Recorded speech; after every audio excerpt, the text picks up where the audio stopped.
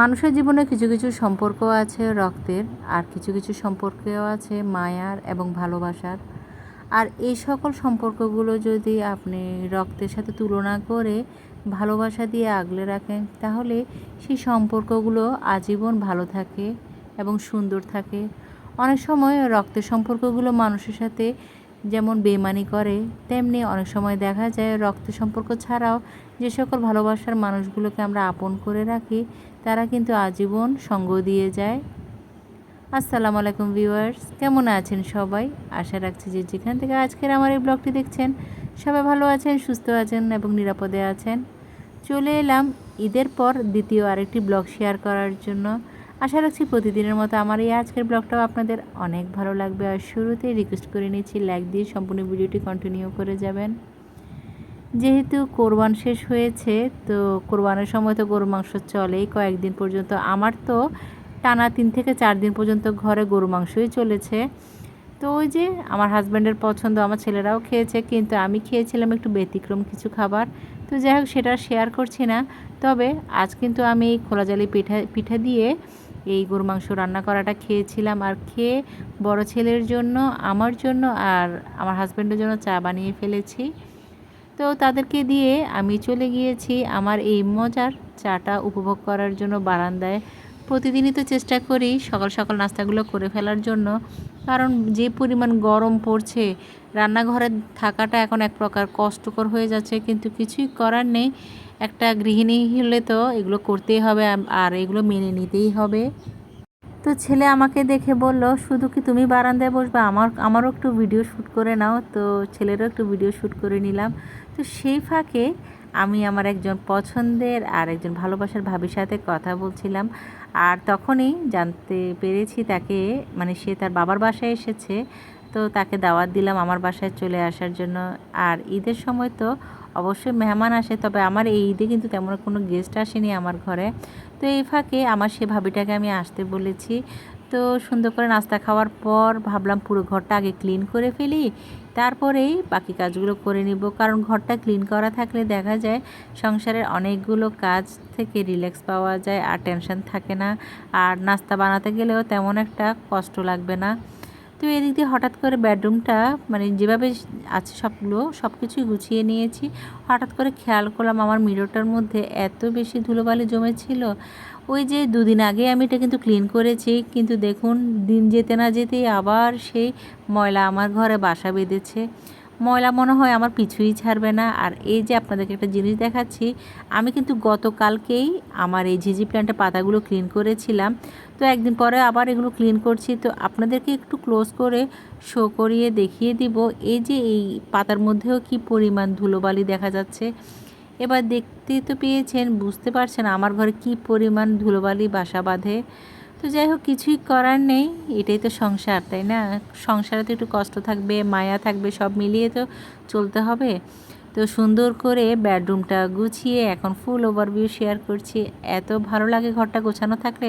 তো আমি সবসময় একটা কাজ করি, যখনই যে রুমটা আমি ক্লিন করি তখন একটু স্প্রে করে দিই। স্প্রে করে দিলে এক ধরনের ভালো একটা স্মেল আসে, আর সেটা কিন্তু আমার থেকে অনেক ভালো লাগে। তো সুন্দর করে সব পরিপাটি করে গুছিয়ে এখন আমার ছেলের বেডরুমটাও আমি ক্লিন করে ফেলেছিলাম অফ স্ক্রিনে, সেটা আর আজ আপনাদের সাথে শেয়ার করিনি। আর ডাইনিং রুমটা ক্লিন আছেই, যদিও ডাইনিং রুমটা কিছুক্ষণ পর একটু ময়লা হয়ে যাবে। যাই হোক, কিছুই করার নেই। হঠাৎ করে মানে মাথায় আসলো, দুপুরে রান্নাবান্না তো আমি গতকাল রাতে করে রেখেছিলাম, তো দুপুরে রান্নাবান্না তেমন ছিল না। তো কিছু নাস্তা বানিয়ে রাখছি, যেহেতু আমার ঘরে গেস্ট আসবে। তো অনেক দিন ধরে আমার থেকে নবাবী সেমাইটা খুব খেতে ইচ্ছে করছে। ঈদের সময় বানানো হয়নি, শুধু লাচ্চা সেমাই দিয়ে হাজব্যান্ডকে আর ছেলেদেরকে দিয়েছিলাম। তো আজ ভাবছি যখন গেস্ট আসবে একটু নবাবী সেমাইটা বানিয়ে ফেলি। আর এই মজাদার নাস্তাটা তো অনেকেই খেয়েছেন বা অনেকেই বানাতে পারেন। তো আর রেসিপিটা শেয়ার করছি না, তবে কি কি ইউজ করছি সেটা অবশ্যই আমি বলে দিব। তো এখানে 2 প্যাকেট লাচ্চা সেমাই একেবারে বেশি পরিমাণে ঘি দিয়ে আমি ভেজে নিয়েছি। আর সেই সাথে আমি এখানে একটু গুঁড়ো দুধ আর চিনিও দিয়েছিলাম, গুঁড়ো দুধটা হয়তো স্কিপ হয়ে গিয়েছিল। চিনিটা দিয়ে ভালোভাবে একটু নেড়ে ছেড়ে নিচ্ছি। তবে এই জিনিসটা ভাজার সময় অবশ্যই আপনারা মৃদু অল্প আঁচে ভেজে নেবেন, না হয় এই লাচ্চা সেমাইগুলো পুড়ে যাবে। মোটামুটি 5 মিনিট আমি ভালোভাবে নেড়ে চেড়ে মচমচে ক্রিস্পি করে ফেলেছি।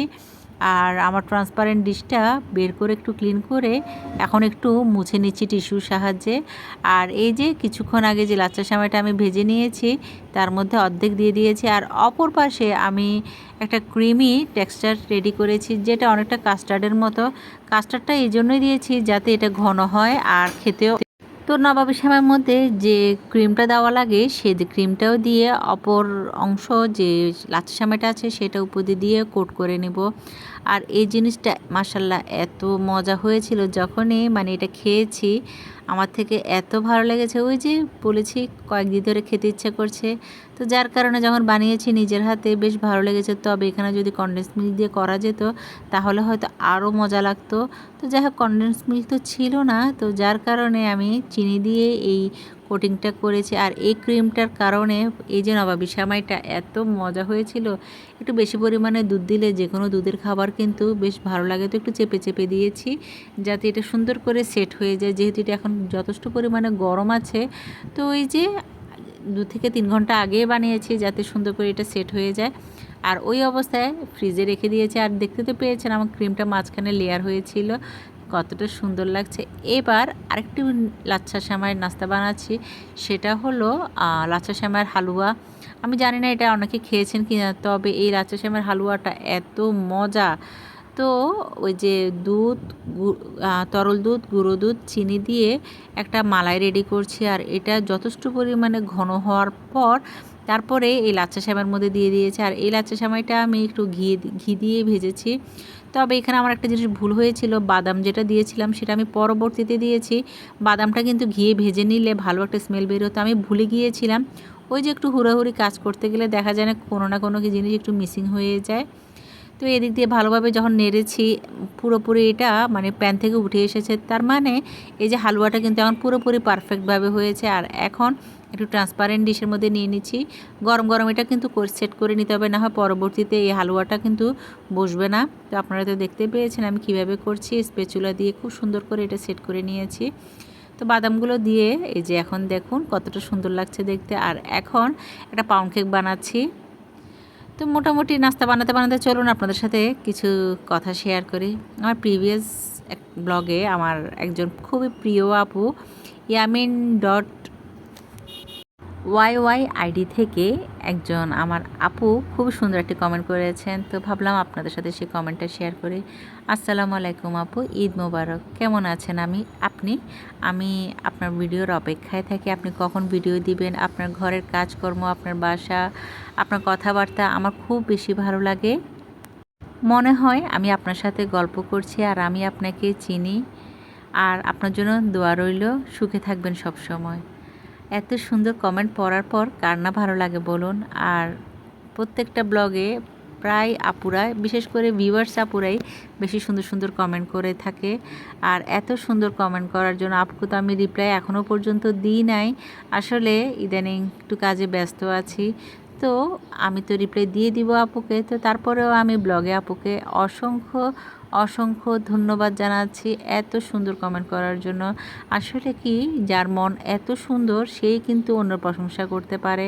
আর সকলের মুখে কিন্তু প্রশংসাটা আসে না, একমাত্র সুন্দর মনের অধিকারী যারা তারাই শুধু অন্যর প্রশংসা করতে পারে।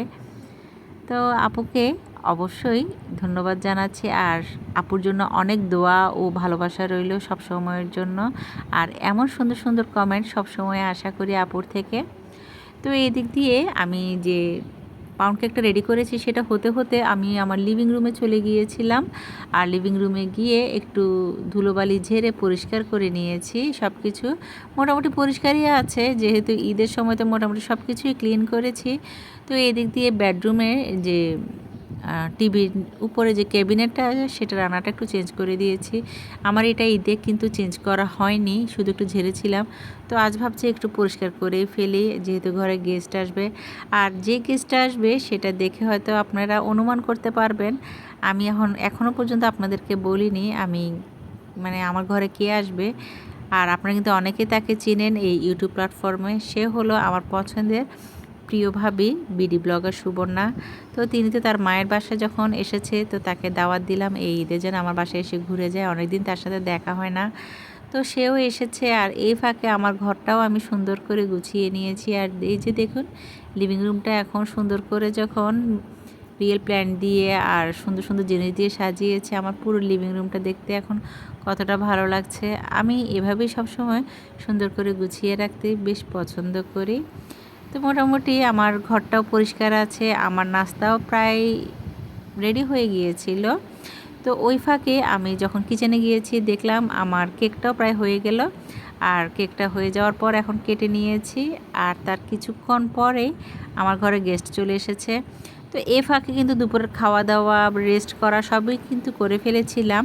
তো মোটামুটি ভাবি আসার এই যে কিছুক্ষণ পর আমি একটু গল্পগুজব করেছি, তার সাথে অনেক মজার আলোচনা করেছি। কিছু কিছু গল্প করার পর আমি রান্নাঘরে চলে এসেছি নাস্তাগুলো টেবিলে দেওয়ার জন্য।